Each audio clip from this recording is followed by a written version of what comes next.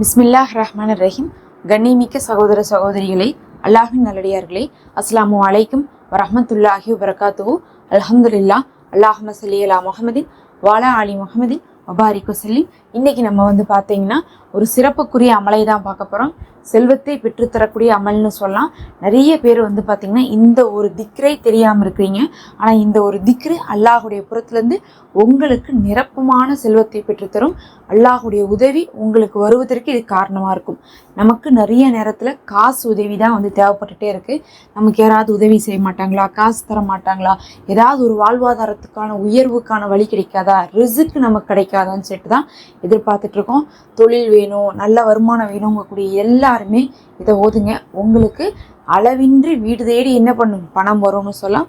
அதற்கு இந்த அமல் ரொம்ப சிறப்பான அமல். முதல்ல நீங்கள் என்ன பண்ணணும்னு பார்த்தீங்கன்னா, ஏதாவது ஒரு நேரம் ஃபர்ல் தொழுகைக்கு பின்னாடி இதை நீங்கள் செஞ்சுவாங்க. ஏதாவது ஒரு நேரம், ஒரு நாளில் 5 நேரம் ஃபர்ல் தொழுகிறோன்னா ஏதோ ஒரு நேரத்துக்கு பின்னாடி இதை செஞ்சுவாங்க. முதல்ல நீங்கள் தொழுது முடிச்சதுக்கு பிறகு ஃபர்லை தொழுது முடிச்சதுக்கப்புறம் ஆயத்துல் குர்சி ஓதுறோம். இது பார்த்தீங்கன்னா ஆயத்துல் குர்சிங்கிறது 2 காரணத்துக்காக வருது. ஒன்று நமக்கு பரக்கத்தை கொடுக்கக்கூடியதாகவும் செல்வத்தை கொடுக்கக்கூடியதாகவும் வறுமையை போக்கக்கூடியதாகவும் கடனை அடைக்கக்கூடியதாகவும் ஆயத்துல் குர்சி இருக்குது. அதனால நம்ம ஓதணும். அதே நேரத்தில் இது சுன்னத்தாக இருக்குது. நபி ஸல்லல்லாஹு அலைஹி வஸல்லம் அவர்கள் ஃபர்ல் தொழுகைக்கு பின்னாடி ஒரு ஆயத்துல் குர்சி ஓதுனா அவர்கள் சொர்க்கத்துக்கு போவாங்க. மௌத்தான உடனே அவங்களுக்கும் சொர்க்கத்துக்குமான தடையே அந்த மவுத்து தான் அப்படிங்கிறதெல்லாம் நமக்கு சொல்லியிருக்காங்க. அதனால் ஆயத்துல் குர்சியை நீங்கள் என்ன பண்ணணும், தொழுது முடிச்சணும், ஃபர்ல் தொழுகையை முடிச்சணும், ஏதோ ஒரு தொழுகைக்கு பின்னாடி ஓதிக்குங்க. பொதுவாக ஆயத்துல் குர்சி மட்டும் 5 நேர தொழுகைக்கு பின்னாடியுமே ஓதிவாங்க. நான் இந்த அமலுக்கு சொல்கிறேன். இந்த அமலுக்கு என்ன பண்ணணும், ஃபர்ல் தொழுகைக்கு பின்னாடி ஒரு தடவை ஆயத்துல் குர்சி ஓதிட்டு அடுத்தது நான் சொல்லக்கூடிய சூறாக்களை என்ன பண்ணணும்னா 3 தடவை ஓடணும்.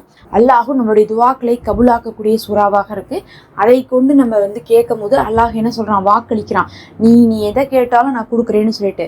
அதனால அல்ஹம் சூறாவை 3 தடவை ஓதிட்டிங்கனாவே உங்களுக்கு அல்லாஹ் என்ன பண்ணிடுவான், நீங்கள் கேட்பதே கொடுக்கறதுக்கான வாக்கு கொடுத்துருவான். நீங்கள் அதுக்கப்புறம் கேட்கக்கூடிய துவாக்கள் மறுக்கப்படாது. அதனால அல்ஹம் சூறாவை 3 தடவை ஓதிட்டு அடுத்தது 3 குல் சூராஸை 3 தடவை ஓதுறோம். 3 குல் சூராஸ் அப்படின்னா குல் ஹுவல்லாஹ், குல் அவுது பிரபின்னாஸ், குல் அவுது பிரபில் ஃபலக். இந்த 3ஐயுமே என்ன பண்ணணும், 3 தடவை ஓதணும். எதுக்காக இதை 3 தடவை ஓதுறோம்னு பார்த்தீங்கன்னா, அல்லாஹுடைய தூதரே சொல்லியிருக்காங்க ஸல்லல்லாஹு அலைஹி வஸல்லம் அவர்கள், யார் ஒருவர் இந்த 3 சூறாவை ஓதுறாங்களோ அவர்களுக்கு அதுவே போதுமானது அப்படின்னு இருக்காங்க. அதுவே போதுமானதுன்னா என்னன்னு கேட்டிங்கன்னா, உங்களுக்கு தேவையானது எல்லாத்தையும் கொடுக்கறதுக்கு அது போதுமானதுன்னு அர்த்தம். நீங்கள் எதை கேட்டாலும் இது கொடுத்துரும். இதை கொண்டே நீங்கள் செல்வத்தை அடையலாம், இதை கொண்டே நீங்கள் ஆரோக்கியத்தை அடையலாம், இதை கொண்டே நீங்கள் வாழ்க்கையில் உயரலாம். அப்போ வாழ்க்கையில் இருக்கக்கூடிய எல்லா தேவைக்குமே இதை 3 தடவை ஓதுறது அல்லாஹ்விடத்தில் மற்றவங்கள்ட்ட கையேந்தாமல் அல்லாஹ்விடத்தில் மட்டுமே நம்ம பலனை பெறுவதற்கு போதுமானதாக இருக்கும். அப்போ இந்த 3 சூறாசையும் 3 முறை ஓதிக்குங்க. இது பார்த்தீங்கன்னா பாதுகாப்பிற்கான சூறான்னு சொல்லப்படுது. பாதுகாப்பு அப்படிங்கிறது நமக்கு வரக்கூடிய தீங்கிலிருந்தும் நம்ம பாதுகாக்கும். அதே மாதிரி பார்த்தீங்கன்னா நம்மளுடைய விரோதிகள் இருந்துமே நமக்கு பாதுகாப்பு தரும். நிறைய நேரங்களில் நம்ம லைஃப்பில் பார்த்தீங்கன்னா மனிதர்கள் நேரடியாக கெடுதல் செய்கிறாங்க. நீங்களே சொல்லுங்கள், பொறாமப்படுவாங்க, குடும்பத்தில் கெடுதல் செய்வாங்க, தடுங்கல் செய்வாங்க. இந்த மாதிரி நம்மளை கஷ்டப்படுத்துறதே மனிதர்கள் தான். அப்படி இருக்கும்போது மனிதர்களுடைய தீங்கிலிருந்து நமக்கு பாதுகாப்பு கிடைப்பதற்கும் இது ரொம்ப பிரயோஜனமாக இருக்கும். காந்தல், கந்தஷ்டி, போட்டி, பொறாமையிலிருந்து உங்களை காப்பாற்றும். நிறைய நேரத்தில் நம்மளுடைய மற்றவங்களுடைய பொறாமையின் காரணமாக நம்ம என்ன பண்ணுறோம், வீழ்ந்துடுறோம். அப்படிலாம் ஆகக்கூடாதுன்னா இந்த சூறா சிறப்பாக இருக்கும். இதை முடித்த உடனே அன்னி மக்லூபின் ஃபந்தசீர், அதாவது ரப்பி அன்னி மக்லூபின் ஃபந்தசீர் அப்படிங்கக்கூடிய இந்த திக்ரை ஓதிக்கொள்ளுங்க. 100 முறை ஓதுங்க.